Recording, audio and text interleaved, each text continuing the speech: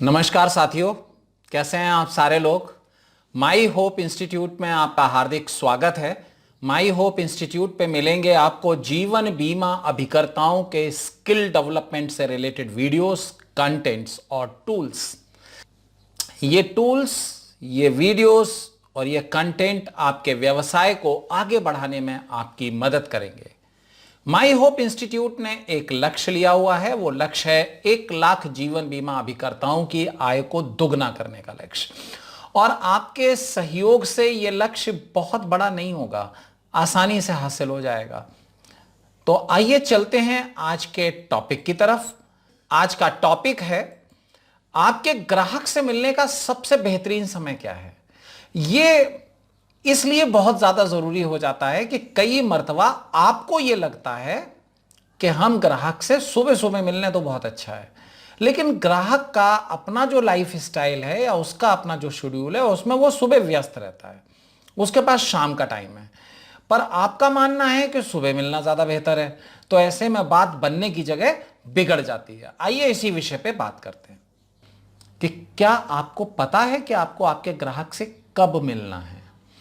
कब मिलना है का मतलब किस टाइम, किस दिन और किस महीने में। ये तीनों चीजें पता होना आपको बहुत जरूरी है। और यहां पे मैं ये जो मुलाकात की बात कर रहा हूं, ये फॉलो अप की बात नहीं कर रहा, हालांकि ये फॉलो अप पे भी लागू होता है। मैं बात कर रहा हूं पहली मुलाकात की। अब आप देखिए, समझने की कोशिश करिए। आजकल कोविड का टाइम चल रहा है। आपकी प्रॉस्पेक्ट लिस्ट में एक व्यक्ति है जिसका मेडिकल स्टोर है या नर्सिंग होम है या वो डॉक्टर है, किसी भी तरह से ले लीजिए। कुल मिला के वो मेडिकल प्रोफेशन में है और इस वक्त वो बहुत बिजी है और आप उससे अपॉइंटमेंट का टाइम मांग रहे हैं। अच्छा, दिल पे हाथ रख के बताइए, मिलेगा क्या टाइम? नहीं ना। तो क्या ये उससे मिलने का सही समय है? नहीं। तो हमें इसी तरह से, चलिए एक और एग्जांपल आपको देता हूं। हमारा एक ग्राहक है, संभावित ग्राहक है, और उसकी बिजली की दुकान है, राइट।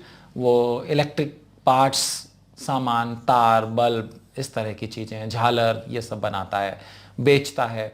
और दीपावली के टाइम पे आप उससे मिलने का टाइम मांग रहे हैं, या फिर मई जून का जो वक्त होता है ना, जब कूलर की सेल बहुत हाई होती है, बिजली वाले बेचते हैं ना, उस वक्त आप उससे मिलने का टाइम मांग रहे हैं। मिल जाएगा? नहीं ना। अच्छा, अगर मान लीजिए उसने आपके संबंधों के चलते, उसके दबाव में आके आपको अपॉइंटमेंट दे भी दिया, तो वो कितनी सुनेगा आपकी? और जब वो सुनेगा ही नहीं, क्योंकि मेंटली वो ऑक्युपाइड है अपने बिजनेस में या अपने काम में या अपने जॉब में, तो फैसला ले पाएगा क्या? अब संबंधों के बोझ तले है तो क्या बोलेगा? मैं सोच के बताता हूं। कब सोचेगा वो? तो ये एक गलती अक्सर हम लोगों से हो जाती है। तो आइए बताते हैं कि आपको ये पता होना चाहिए कि आपके ग्राहक जिनसे आप मिलने जा रहे हैं, ये खास तौर से पहली मुलाकात के लिए ज्यादा प्रभावी रूप से लागू होता है। आपको ये पता होना चाहिए कि उनका सीजन कब चलता है। सीजन का मतलब उनके व्यस्त महीने कौन कौन से होते हैं। जो महीने भी उनके व्यस्त होते हैं, कृपा करके उन्हें उन महीनों में डिस्टर्ब मत करिए। उन्हें पैसा कमाने दीजिए, ताकि जब वो फ्री हो जाएंगे ना, तब आपको वो प्रीमियम पे कर सकें। तो अभी उनको कमाने दीजिए, इकट्ठा करने दीजिए पैसा। कभी नहीं सोचा था इस नजरिए से?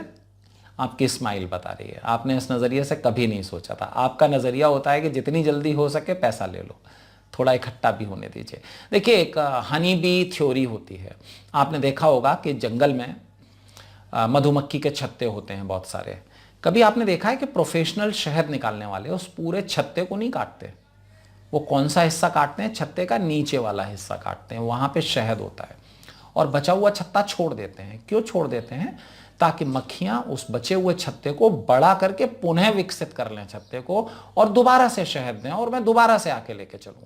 आप ऐसा क्यों नहीं करते? आपको नहीं करना चाहिए ऐसा कि ग्राहक को पहले पैसा तो इकट्ठा कर लेने दें। जब पैसा इकट्ठा हो जाए तब उसको जाइए, तब उसको बताइए पॉलिसी। और ये कब होगा? जब उसके फ्री मंथ्स होंगे, जब उसके बिजनेस का लोअर चल रहा होगा, जब उसका बिजनेस पीक पर नहीं होगा।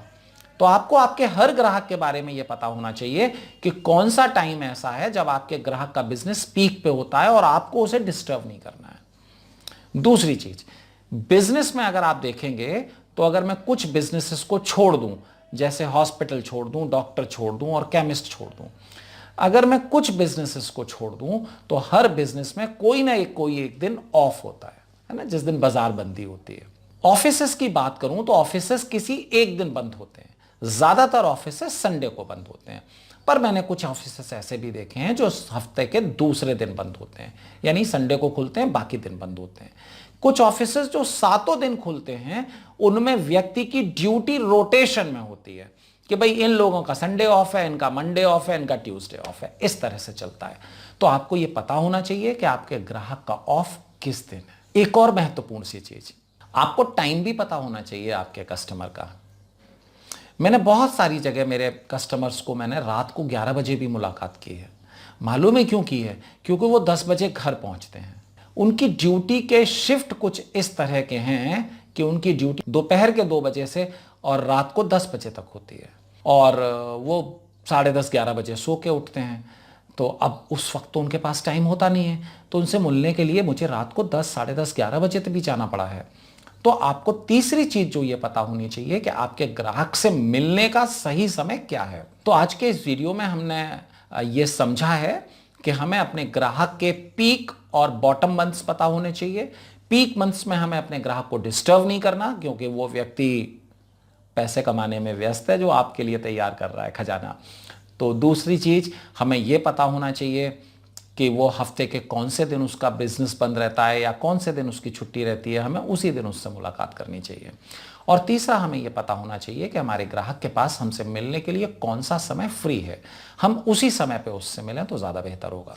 देखिए, इसका सबसे बड़ा फायदा इसका यह होता है कि हमारा ग्राहक इन समय पे जो आपको मैंने बताए हैं मिलने के लिए, थोड़ा सा तुलनात्मक रूप से कंफर्टेबल होता है, फ्री होता है। और जब वो फ्री होता है तो हमारी बात को सुन सकेगा, और जब वो हमारी बात को सुन सकेगा तो समझ भी सकेगा।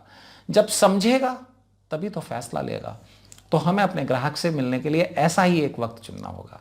और ये कब हो सकेगा? जब हमें यह पता होगा कि हमें हमारे ग्राहक से मिलना कब है, कब वो फ्री रहता है ना। तो आज के इस वीडियो में बस इतना ही। आपने हमारे इस वीडियो को धैर्यपूर्वक देखा, इसके लिए आपका बहुत बहुत धन्यवाद। मिलेंगे एक बार फिर से नए टॉपिक के साथ, कुछ नया सीखने के लिए। तब तक के लिए थैंक यू वेरी मच।